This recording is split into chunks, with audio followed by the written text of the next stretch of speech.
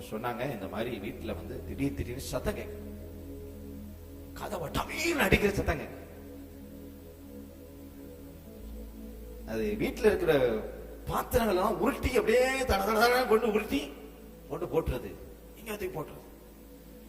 திடீர்னு இந்த கிளாஸ் தூக்கி வீசிடுது. சொன்னா நான் சொன்னேன், இப்படி எல்லாம் என்னையா பிசாசு செய்யணும், இப்படி கதை போடுதாங்களா?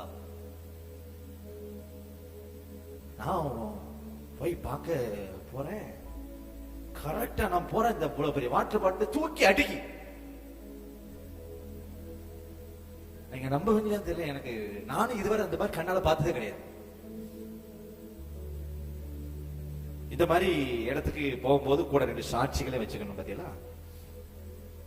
அதனால இருதராஜ் பிரதரையும் கூப்பிட்டேன், அவங்களும் வந்தாங்க. எங்க அண்ணனையும் கூட்டு போனேன், சுந்தரனையும் கூட்டு போனேன், ஸ்டான்லி பாஸ்டரும் வந்தாங்க.